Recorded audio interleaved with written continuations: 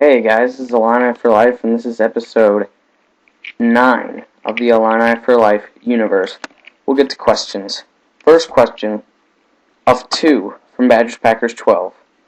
His first question is, do you think D. Rose is on drugs? Yes, I think he's on the drug called winning. And his second question, this is for Trent, and I'll ask him later. He asked, Trent, do you want my extra ticket to the Daytona 500? Well, I can't speak for him, but I'll ask him later. I'm sure he does if you really have it. Alright, the third question is from College Football Lover 3 Sucks. His question is, will you watch my new show called NASCAR Talk? I'll make my first show on February 3rd. Sure, as long as you keep watching this one. Alright, the fourth question is from Viking Zone 18. His question is, what is your favorite song? My favorite song is Serious, and that's the song that they play for the Bulls intro, and it is a famous intro. They're very famous for it. It is great. I love that song. Alright, last question is from Mookow002. His question is, how do you think the Arkansas State football team will do next season? And do you think their quarterback can lead you to the promised lands? I guess they might do alright. We played them this year and we beat them. I guess they had a good record this year. So I don't think he can lead them to the championship. Maybe he can lead them to another bowl. I don't know. Alright. That's it for questions. Now, as usual, we're going to talk about the Bulls and the Illini. Okay, guys, so before we talk about the Illini B-ball, I've got Trent here with me, and Badgers Packers asked you a question. Alright. What is it? He wants you to know if you want his Daytona 500 ticket. No way. Of course I do. Where can I get it? I need it. I don't know, I guess I'll have to message him about that, but he asked. I will. I would love that. Yeah, I thought you'd be really excited. I am very excited. I bet. Alright. Alright, now that we got that out of the way, we'll talk about the Illini B-ball. We have struggled as of late. We have lost 2 straight games, but here's what I think is the reason why. Alright, first of all, like I said in my last video, we had the long layoff after the huge win against Ohio State. We went to Penn State, and it was a 9-day layoff, and I thought that could hurt us, and you know what? It did. That's why we lost that game. And we only lost by 2 points.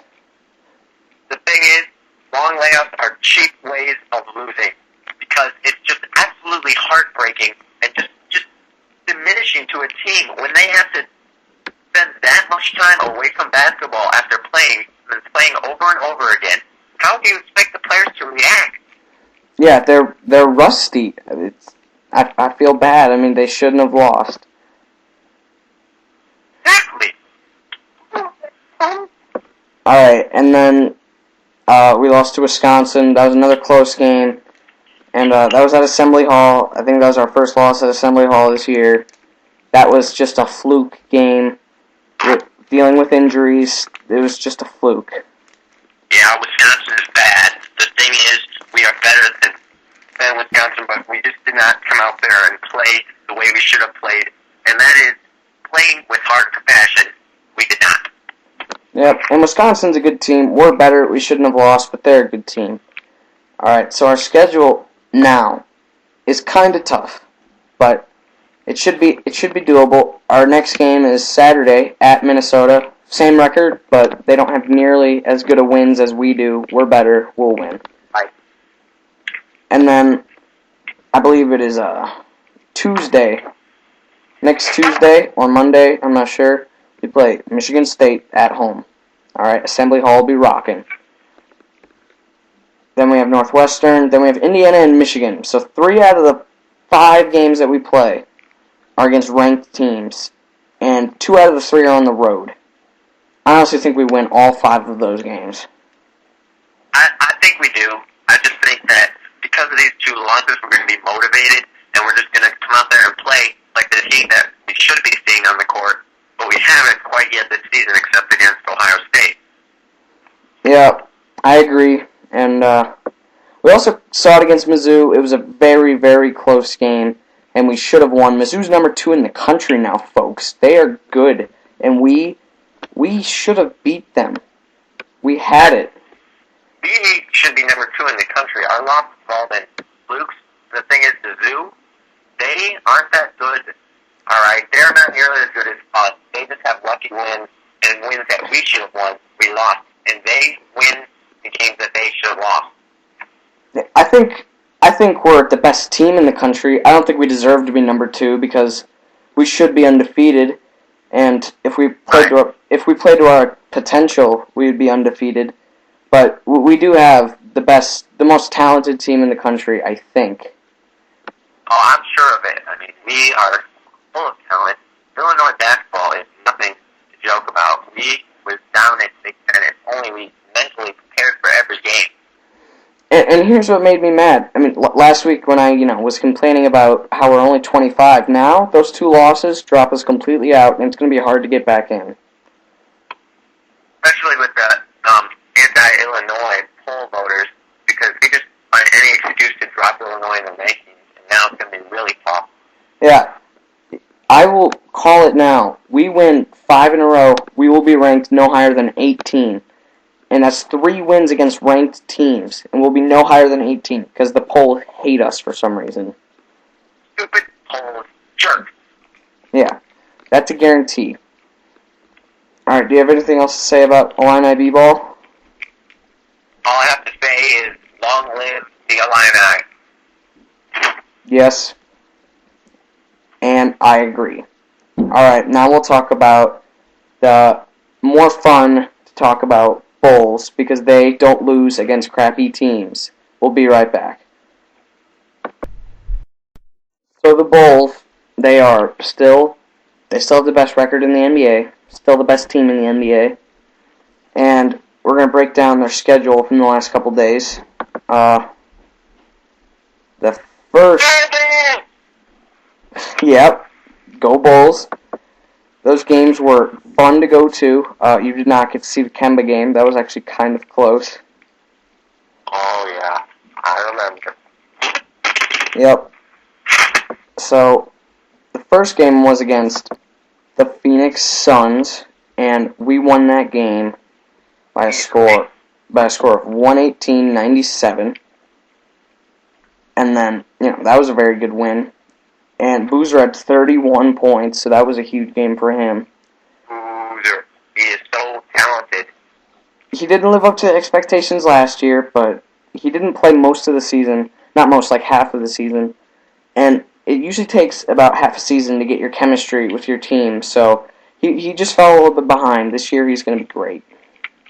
Yes, when transferring from one team to another, it's not always easy to progress and get along with the teammates right away. It takes time and effort, and look what's going on now. Yeah, now he's playing great, and I'm gonna tell you some more about his stats in these next games. The next game was against Cleveland, and wow, we destroyed them on their court. That is right. We dominated them. We are so good. Yep, we won by 39. It was 114-75. Dang had 21 points. Boozer had 14 rebounds. Great game by Boozer. Beast.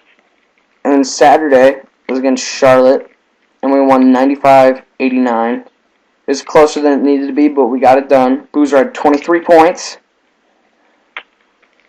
Yes, he's just proving how good he is now. He is a key player on this team, and he's winning. Yeah, he has been making great strides in this last week or two. And then New Jersey, on Monday, we won 110-95. So we've won our games lately pretty handily.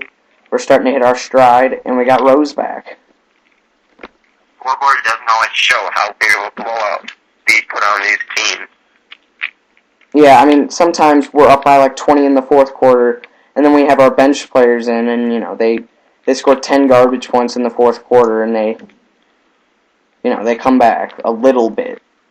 We should be winning by more, but the thing is, all that matters is that a W is in the win column, and that's how it is when you're playing for the Bulls. Yep, we're 16-3. best record in the NBA, like I said before. Rip Hamilton's looking good. Boozer's looking good. Dang's looking good. Rose is back. Things are clicking right now. Perfect team, the Chicago Bulls. We are stacked to the rim with talent. We don't need one superstar player. We don't need two. We just need talent. Yeah. I mean, if you look at the Miami Heat, they've got 3 superstars, but who else do they have? I mean, they've got a lot of good role players, but they don't have great role players. They don't have the guys that can come in if like LeBron is hurt. I mean, I know they have like a 6-1 or 7-1 record without Wade, but that's just kind of fluky. No, it's because without Dwayne Wade, they feel less pressure to have him score points because you have to have your superstar score. So with the less pressure, they can allow other players to get open and shoot. And that's the thing. Great superstars, they all want the glory, but not all of them are going to get it. Mm-hmm. And, that totally makes sense. And I think that's why it will not work there. I just don't think it'll work. Yeah, I agree. So tonight, we play the Pacers. And it'll be on NBA TV. I cannot be in attendance, unfortunately, even though I've got my season tickets. But it's on NBA TV. I'll be watching. And the Pacers are a surprise team. And they gave us a run for our money in the playoffs last year. But we should get it done. Yeah, they are hot this year. They're playing very, very well. They've got a lot of talent, but they're young and they're not very big. The thing against the Bulls is they're going to get slaughtered. It's a slaughterhouse out there. They're going to be introduced to the big bad boys of the NBA. The Bulls, I project, will win 105-81. Sounds about right. And then Friday, we play the Bucks. Bucks suck. Easy win. And then Sunday, the big game in South Beach, we play the Miami Heat. It is a huge game. It is what we've all been waiting for. It's going to be on ABC, and it will be 3:30 p.m. Eastern Time. It's a can't miss, guys. Yes, the Bulls no doubt will win, but I think it's going to be a fun game to watch.